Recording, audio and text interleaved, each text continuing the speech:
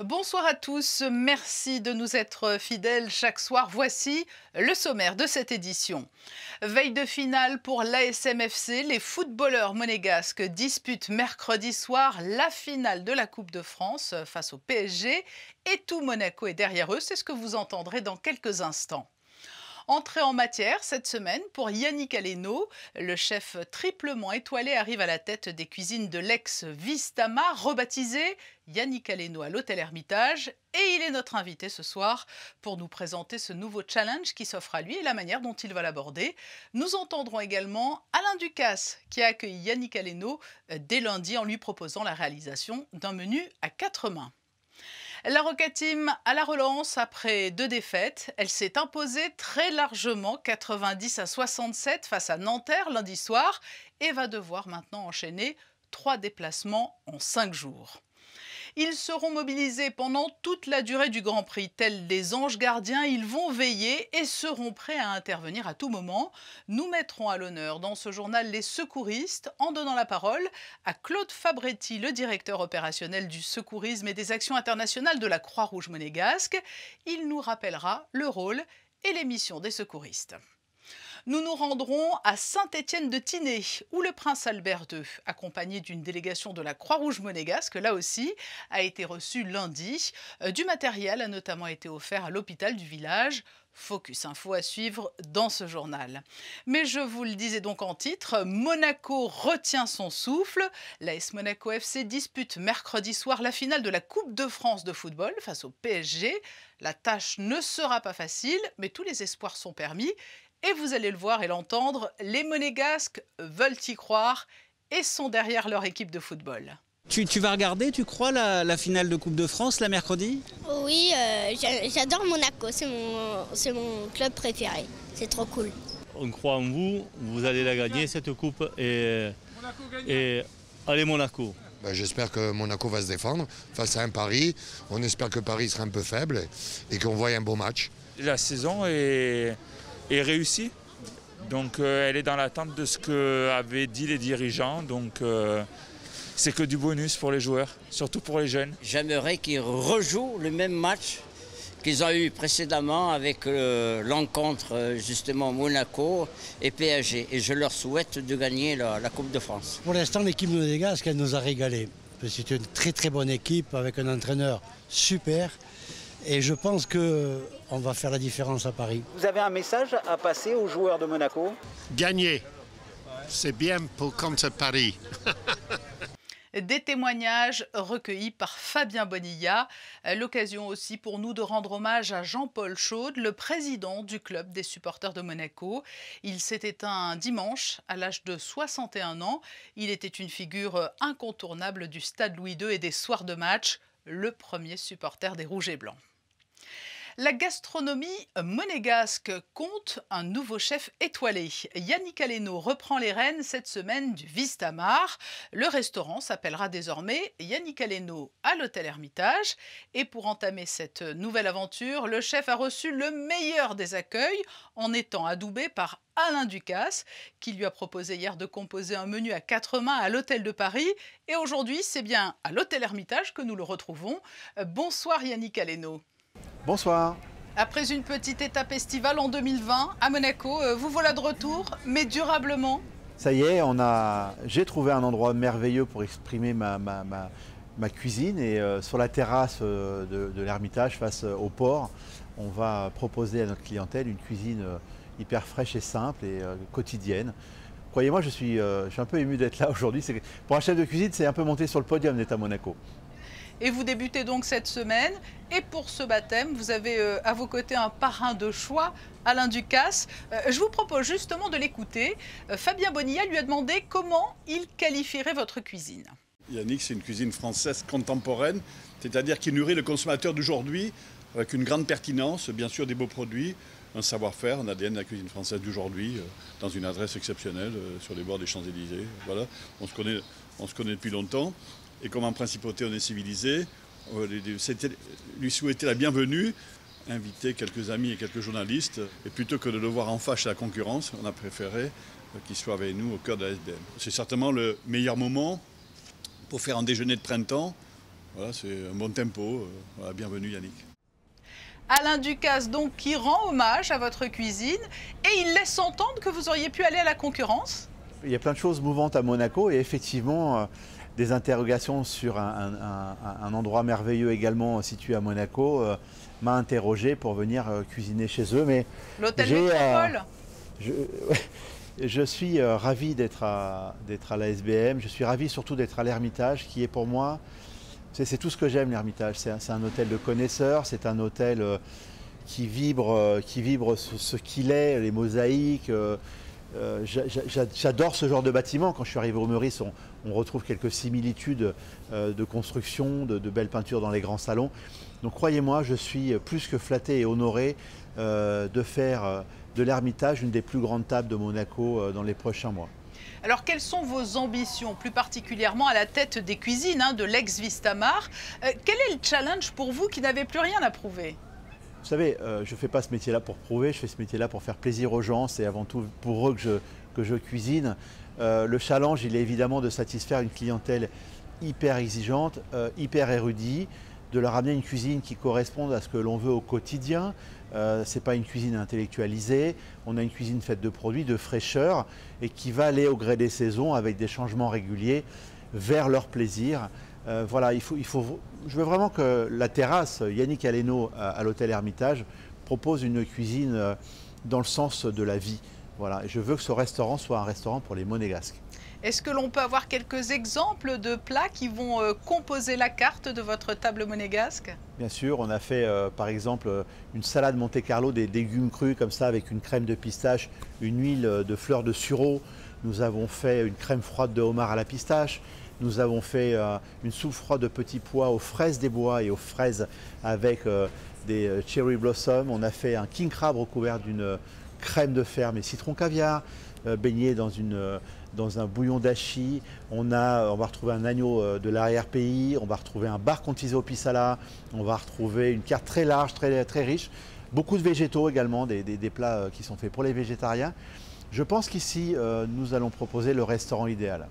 Alors vous nous expliquez ce que vous souhaitez apporter, mais à l'inverse, que va vous apporter cette arrivée à Monaco? Je crois que Monaco est un hub mondial, est un endroit où tout le monde passe, où les grands de ce monde se retrouvent.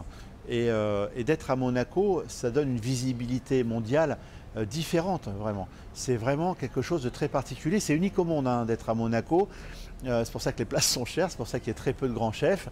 Et d'ailleurs, je tiens à remercier Alain Ducasse de m'avoir proposé, à Louis Stark et à M. Biamonti pour diriger les cuisines de l'Ermitage.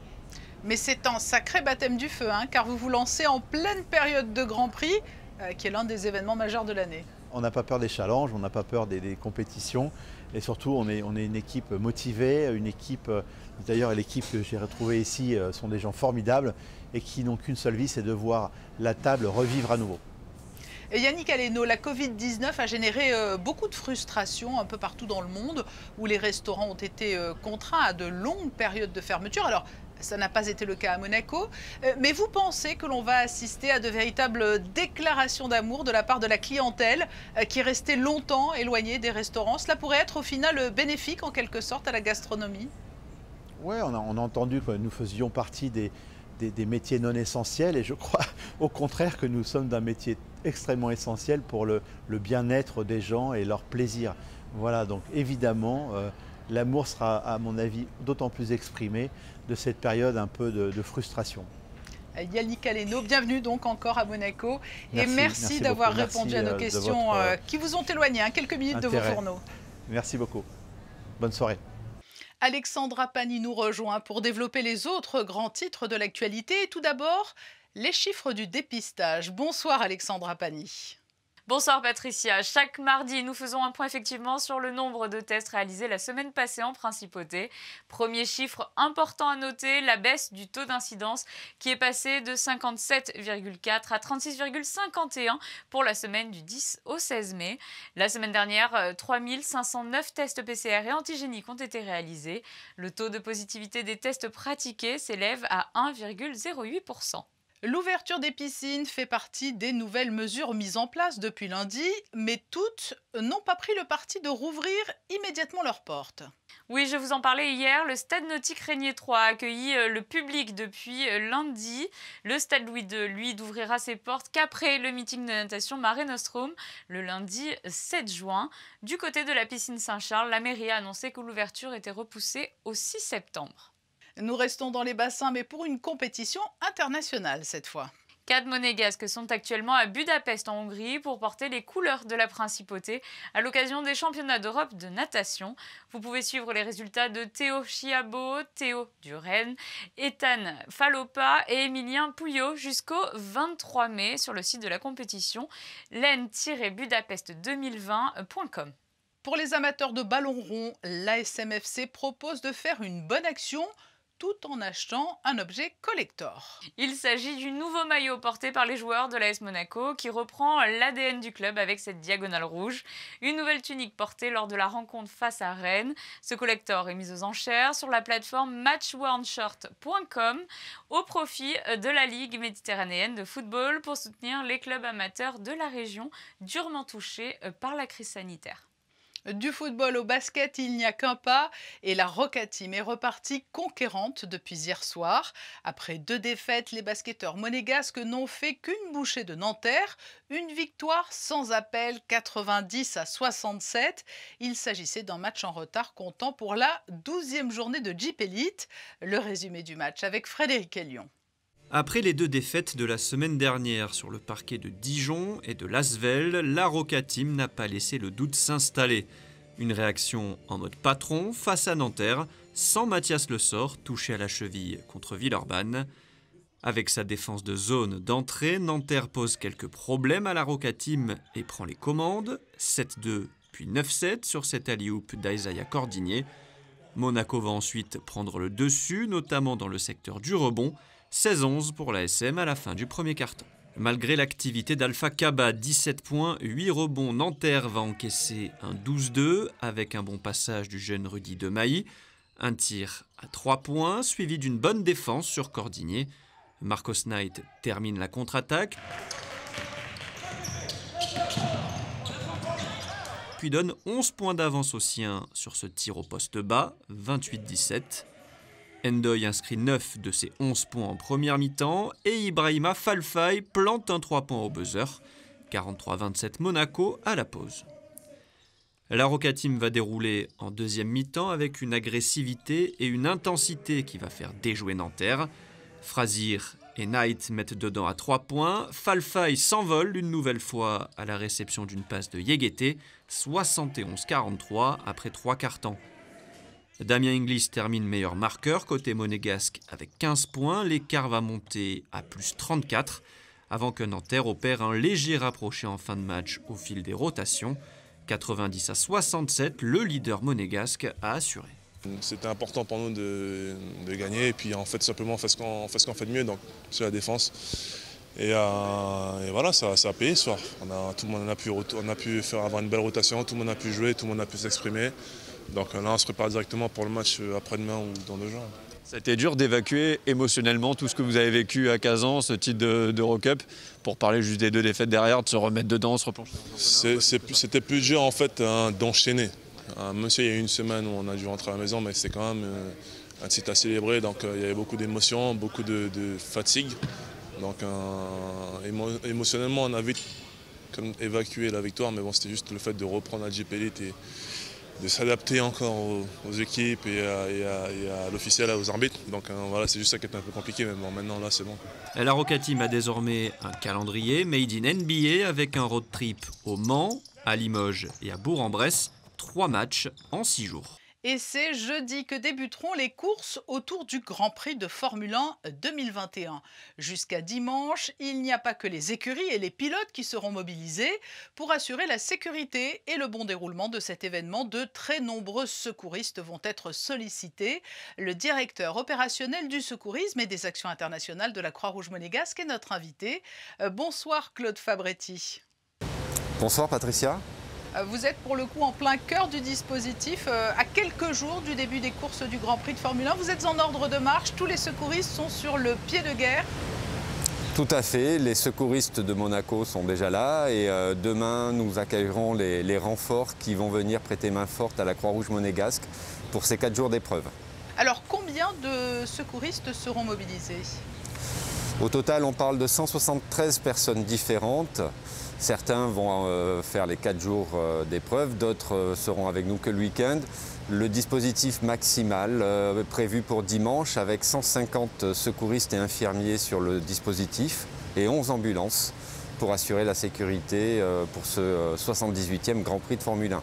La Covid-19 a modifié un peu la préparation habituelle. Qu'est-ce que cela va changer pour vous cette année, pour les secouristes? Ça a considérablement changé le dispositif. Déjà des contraintes pour recevoir des renforts. En temps normal, un Grand Prix de Formule 1, c'est près de 10 sociétés nationales et plus de 250 personnes pour ce dispositif. La fermeture des secteurs pelouse-rocher, enceintes Z1, toutes les enceintes où les gens étaient habituellement debout sont fermées actuellement. Donc on est à peu près 2/3 d'un effectif classique. Et les dispositifs pris avec le CHPG, le gouvernement princier, pour, dans un contexte Covid, modifient également les procédures de prise en charge des patients éventuels. Où se trouvent les secouristes? Quels sont leurs postes? C'est tout autour du circuit? Le rôle essentiel de la Croix-Rouge, à la demande du gouvernement, est d'assurer la sécurité des spectateurs. Donc on a 9 dépôts de matériel situés tout autour du circuit, comme ici nous sommes dans le quartier SBM. On a également un dispositif pour les commissaires de piste avec 12 postes binôme secouriste avec les commissaires. Et enfin tout le dispositif ambulance, où la Croix-Rouge arme 11 des 13 ambulances sur le dispositif. Mais donc ils doivent pouvoir intervenir rapidement, alors non seulement auprès des spectateurs, mais aussi en cas d'accident, ou là pas du tout? On va faire le distinguo entre un pilote sur une des épreuves FIA, où là c'est très réglementé et seuls des médecins habilités par la FIA qui suivent l'intégralité du championnat sont habilités à intervenir sur le pilote. Mais à Monaco, c'est un circuit en ville, donc il y a énormément d'intervenants autour du circuit, des commissaires de piste, des photographes, des journalistes qui gravitent tout autour de la piste pendant les épreuves. Et nous sommes là pour assurer la sécurité de ces personnes qui sont sur piste en cas d'accident. Et qui sont-ils, ces secouristes de la Croix-Rouge? Des bénévoles, des professionnels, des retraités? Les effectifs de Monaco, c'est 102 secouristes sur le Grand Prix de Formule 1 et environ 70 secouristes qui viennent cette année d'Italie, de France, d'Allemagne et de Suisse pour nous prêter main forte. Certains sont ambulanciers professionnels dans leur pays, d'autres sont secouristes professionnels, d'autres sont volontaires, bénévoles, entraînés au sein du mouvement Croix-Rouge, Croissant-Rouge. Mais il y a donc des fidèles qui insistent pour être là chaque année? Tout à fait. Certains sont là depuis 20 ou 30 ans.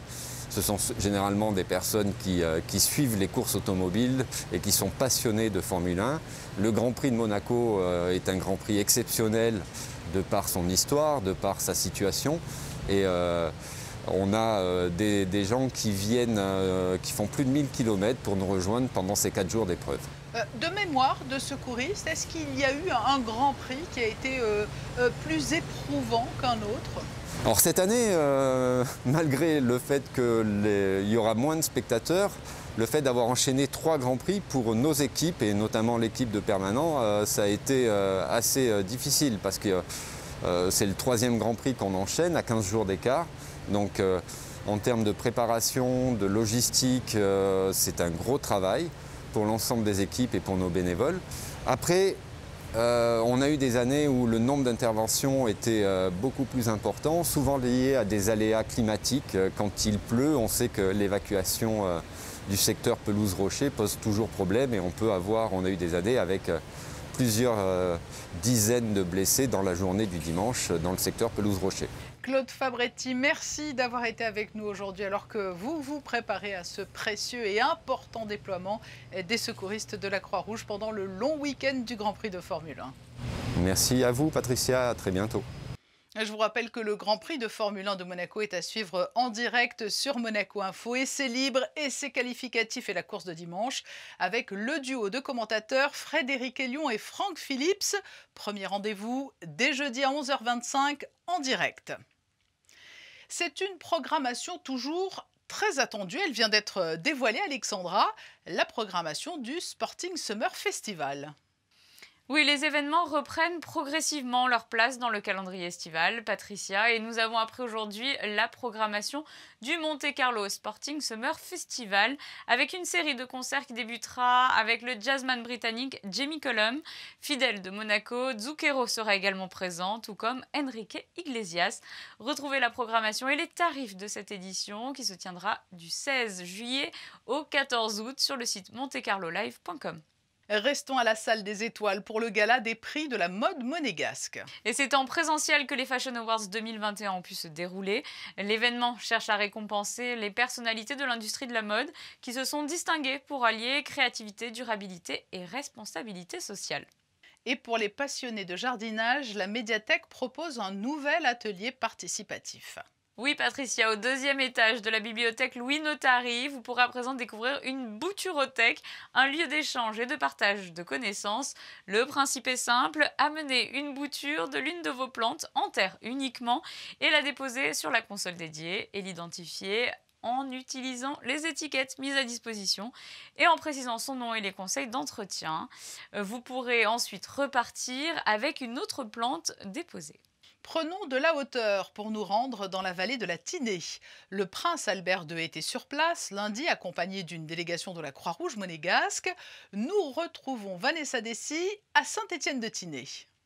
Situé en plein cœur du parc national du Mercantour, à proximité de la station de ski Oron, Saint-Étienne-de-Tinée offre un étonnant patrimoine à près de 3000 mètres d'altitude. Le village de Saint-Étienne-de-Tinée, bâti au bord de la rivière et au creux d'une large vallée ensoleillée, offre une qualité de vie agréable et paisible. Son environnement naturel riche laisse entrevoir un patrimoine culturel et historique. Depuis de nombreuses années, la vallée de la Tinée, composée de 14 communes, est chère aux habitants de la principauté. Aujourd'hui, nous sommes vraiment honorés de la présence du prince. Il y a des liens très forts. Nos amis monégasques fréquentent beaucoup notre village et essentiellement notre station de sport d'hiver Oron. Seul établissement public de la vallée, le centre hospitalier Saint-Maur apporte au quotidien les soins nécessaires aux patients, avec une structure dite maison de santé, hébergement pour personnes âgées dépendantes et services de soins. Lors de cette visite, la Croix-Rouge monégasque a fait don d'un échographe. C'est un besoin dans le sens où l'hôpital de Saint-Maur, c'est le seul hôpital ici. Ça veut dire qu'à 100 km à la ronde, les gens doivent redescendre sur Nice. Donc ça va devenir un hôpital de référence. C'est complémentaire à ce que la Croix-Rouge a fait pour les vallées. C'était au moment de la tempête Alex, il y a eu des demandes aussi qui ont été faites par la mairie de Saint-Étienne-de-Tinée, mais pour un équipement spécifique d'un échographe pour l'hôpital de Saint-Maur. Alors ça n'a pas été la vallée la plus impactée. Nous, en tant que Croix-Rouge, on a récolté à peu près un demi-million d'euros qui ont été répartis surtout sur Roya et Vésubie. Et sur nos fonds propres, on a décidé d'aider l'hôpital. La maison du parc national du Mercantour est un nouvel établissement qui permet de découvrir les merveilles de la région. L'établissement propose des animations en lien avec la découverte du patrimoine, des projections et des expositions. Le thème principal se tourne vers le changement climatique, mis en cause dans la dernière catastrophe. En effet, la tempête Alex a dévasté la vallée en octobre dernier, faisant de nombreuses victimes. Les experts de Météo France sont assez clairs et précis là-dessus. Ils considèrent que ce genre d'événement, qui avait des occurrences très très rares, risque de se rendre beaucoup plus fréquent. Et donc il faut qu'on se prépare en installant mieux les infrastructures. Et donc nous estimons que nous avons pour plusieurs dizaines d'années, si nous n'avons pas des fonds rapidement, ça risque de durer très très longtemps avant de retrouver les magnifiques sentiers sur lesquels on avait tous l'habitude de se promener en altitude. C'est avec beaucoup d'émotion que le souverain a répondu présent à l'invitation de la municipalité de Saint-Étienne-de-Tinée. Une jolie façon de remercier le prince Albert II pour ses actions en faveur de la vallée. Écoutez, grand plaisir à être ici à Saint-Étienne-de-Tinée et dans toute la vallée de la Tinée d'ailleurs, dans les montagnes aussi qui sont chères au cœur de beaucoup de Monégasques. Et donc c'est tout naturellement que bien sûr j'ai répondu au travers de la Croix-Rouge, mais aussi personnellement aux différentes sollicitations pour venir en aide, suite bien sûr aux dégâts causés par la tempête Alex. Voilà, c'est la concrétisation de cette amitié, de cette solidarité, puisque nous avons pu faire beaucoup d'actions, non seulement localement, mais aussi bien au-delà de nos frontières. Et cette journée s'est achevée par la photo devant le minibus offert par le souverain à l'association sportive du Collège Jean Franco. Des liens d'amitié renouvelés donc entre Saint-Étienne-de-Tinée et Monaco. Ce journal ne serait pas complet sans les prévisions météo pour la journée de mercredi. Quel temps est-il prévu, Alexandra ? Encore une journée en demi-teinte, Patricia. Le soleil tentera de se frayer un chemin au travers de ce ciel nuageux. Il fera un peu plus frais avec 19 degrés d'annoncé au plus chaud de la journée. Le soleil se lèvera à 5h59 et se couchera à 20h53 précisément. Nous fêterons les Yves en ce 19 mai. Il nous a fait saliver au début de ce journal. Yannick Aleno, le chef 3 étoiles, a rejoint l'hôtel Hermitage pour une nouvelle aventure gastronomique. Et le photographe Michael Alési était en coulisses en cuisine avec lui. Nous nous quittons sur ces photos. Quant à moi, je vous donne rendez-vous demain à 19h pour une nouvelle édition. Très belle et douce soirée.